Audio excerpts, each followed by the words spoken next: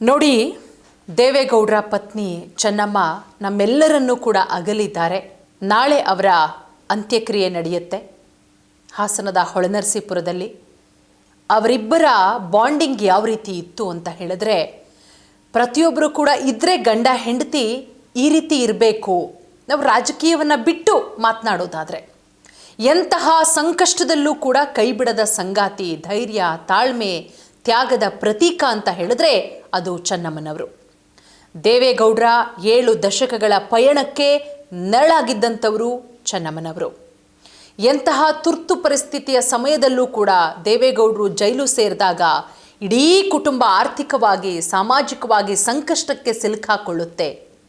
ಅಂತಹ ಕಠಿಣ ಸಂದರ್ಭದಲ್ಲೂ ಕೂಡ ಎಲ್ಲೂ ನೃತಿಗೆಡದೆ ಚೆನ್ನಮ್ಮ ಅವರು ಒಂಟಿಯಾಗಿ ನಿಂತು ಕೃಷಿ ಭೂಮಿಯನ್ನು ನೋಡ್ಕೊಳ್ತಾ 6 ಜನ ಮಕ್ಕಳನ್ನು ಶಿಸ್ತಿನಿಂದ ಬೆಳೆಸಿದವರು ಚೆನ್ನಮ್ಮ.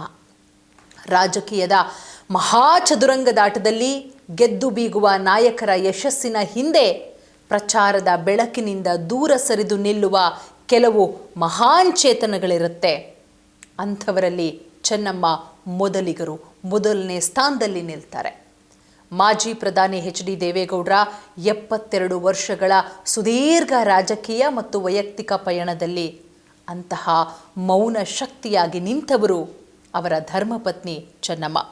ರಾಜಕೀಯ ವೇದಿಕೆಯಲ್ಲಿ ಯಾವತ್ತೂ ಕೂಡ ಅವರು ಕಾಣಿಸ್ಕೊಳ್ಳಲ್ಲ. ಇರೋವರೆಗೂ ಕೂಡ, ಕೊನೆಯವರೆಗೂ ಕೂಡ ಕುಟುಂಬದ ಜವಾಬ್ದಾರಿಯನ್ನು ಹೊತ್ತು ಕಷ್ಟ ಸುಖಗಳಲ್ಲಿ ದೇವೇಗೌಡರಿಗೆ ಅಚಲ ಬೆಂಬಲವಾಗಿ ನಿಲ್ತಾರೆ ಚೆನ್ನಮ್ಮನವರು. ಚೆನ್ನಮ್ಮ ಅವರು 89ನೇ ವಯಸ್ಸಿನಲ್ಲಿ ನಿಧನರಾಗ್ತಾರೆ. 72 ವರ್ಷಗಳ ಸುದೀರ್ಘ ದಾಂಪತ್ಯ ಜೀವನಕ್ಕೆ ತೆರೆ ಬಿದ್ದಿದೆ. ಅವರ ಬದುಕಿನ ಕೆಲವು ಅಪರಿಚಿತ ಸ್ಫೂರ್ತಿದಾಯಕ ಪುಟಗಳ ವಿಶೇಷ ನೋಟ ನೋಡಿ. 1937 ಹಾಸನ ಜಿಲ್ಲೆಯ ಹೊಳೆನರಸೀಪುರ ತಾಲೂಕಿನ ಮುತ್ತಿಗೆ ಹಿರೇಹಳ್ಳಿ ಗ್ರಾಮದಲ್ಲಿ ಚೆನ್ನಮ್ಮ ಅವರು ಜನಿಸ್ತಾರೆ. ಆ ಕಾಲದ ಶ್ರೀಮಂತ ದಾನಶೀಲ ಕುಟುಂಬದಲ್ಲಿ ಪುತ್ರಿಯಾಗಿ ಜನಿಸ್ತಾರೆ. ಅವರ ತಂದೆ ಪಟೇಲ್ ದೇವೇಗೌಡ, ತಾಯಿ ಕಾಲಮ್ಮ, ತಾತ ಪಟೇಲ್ ಸುಬ್ಬೇಗೌಡ ಹರದನಹಳ್ಳಿಯ ಹೆಸರಾಂತ ಭೂಮಾಲೀಕರು. ಬಡ ವಿದ್ಯಾರ್ಥಿಗಳ ಶಿಕ್ಷಣಕ್ಕೆ ನೆರವು ಕೊಡ್ತಾ ಇದ್ರು. ಸಮಾಜ ಸೇವಕರಾಗಿದ್ದಂತಹ ಕುಟುಂಬ. ಪಟೇಲ್ ಸುಬ್ಬೇಗೌಡರ ಅವರು ಅನೇಕ ಬಡ ಮಕ್ಕಳ ವಿದ್ಯಾಭ್ಯಾಸಕ್ಕೆ ನೆರವಾಗಿದ್ದಷ್ಟೇ ಅಲ್ಲದೆ ಮುಂದಿನ ದಿನಗಳಲ್ಲಿ ಭಾರತದ ಪ್ರಧಾನಿಯಾಗ್ತಾ ಇದ್ದಂತಹ ದೇವೇಗೌಡ ಅವರ ಶಿಕ್ಷಣಕ್ಕೂ ಕೂಡ ನೆರವಾಗಿದ್ದರು. ಇದೇ ಕುಟುಂಬ ಮುಂದೆ ಆ ಸಂಬಂಧ ಬೆಳೆದು ದಾಂಪತ್ಯ ಸಂಬಂಧವಾಗೂ ಕೂಡ ಮಾರ್ಪಡುತ್ತೆ. ಚೆನ್ನಮ್ಮ ಅವರ ಬಗ್ಗೆ ನಾವು ಎಷ್ಟು ಹೇಳಿದ್ರೂ ಕೂಡ ಸಾಲಲ್ಲ. ಅವರ ಸರಳ ಸ್ವಭಾವ, ಹಿರಿಯರ ಮೇಲಿದ್ದಂತಹ ಗೌರವ, ವಿನಯ, ಇದೆಲ್ಲವೂ ಕೂಡ ಈ ಚೆನ್ನಮ್ಮ ಅವರ ಸರಳ ಸ್ವಭಾವ ಇರ್ಬೋದು, ಹಿರಿಯರಿಗೆ ಕೊಡ್ತಾ ಇದ್ದಂತಹ ಗೌರವ, ವಿನಯ ಇದೆಯಲ್ಲ, ಇದು ದೇವೇಗೌಡ ಅವರ ತಾಯಿ ಲಕ್ಷ್ಮಮ್ಮ ಅವರ ಗಮನ ಸೆಳೆಯುತ್ತೆ. ಆಗಲೇ ಚೆನ್ನಮ್ಮ ಅವರನ್ನು ಸೊಸೆಯನ್ನಾಗಿ ಮಾಡ್ಕೋಬೇಕು ಅಂತ ಹೇಳಿ ಲಕ್ಷ್ಮಮ್ಮ ಅವರು ಮನಸ್ಸು ಮಾಡ್ತಾರೆ. ಅದರಂತೆ 1954 ಮೇ 25ನೇ ತಾರೀಕು ಚೆನ್ನಮ್ಮ ಮತ್ತು ದೇವೇಗೌಡ ಅವರ ವಿವಾಹ ನಡೆಯುತ್ತೆ. ಆಗ ದೇವೇಗೌಡರಿಗೆ 21 ವರ್ಷ, ಚೆನ್ನಮ್ಮ ಅವರಿಗೆ 17 ವರ್ಷ. ಆ ಮದುವೆ ಜೀವನ ಸುದೀರ್ಘವಾಗಿ 72 ವರ್ಷಗಳ ಸುದೀರ್ಘ ದಾಂಪತ್ಯ ಬದುಕಿಗೆ ನಾಂದಿ ಹಾಡುತ್ತೆ. ಚೆನ್ನಮ್ಮ ಅವರು ವಿವಾಹವಾದಾಗ ಎಚ್.ಡಿ. ದೇವೇಗೌಡರು ಒಬ್ಬ ಸಾಮಾನ್ಯ ರೈತ, ಅದರ ಜೊತೆಗೆ ಸಣ್ಣ ಗುತ್ತಿಗೆದಾರರಾಗಿರ್ತಾರಷ್ಟೆ. ಬಟ್ ಯಾವಾಗ ಚೆನ್ನಮ್ಮ ಅವರು ದೇವೇಗೌಡರ ಕೈ ಹಿಡಿತಾರೋ ಅಲ್ಲಿಂದ ಶುರುವಾಗುತ್ತೆ ಅವರ ಪಯಣ. ಎಲ್ಲಿಯವರೆಗೂ ಅಂದರೆ ದೇಶದ ಅತ್ಯುನ್ನತ ಪ್ರಧಾನಿ ಹುದ್ದೆಯವರೆಗೂ ಕೂಡ ತಲುಪುತ್ತೆ. ರಾಜಕೀಯಕ್ಕೆ ಕಾಲಿಡ್ತಾರೆ ದೇವೇಗೌಡರು.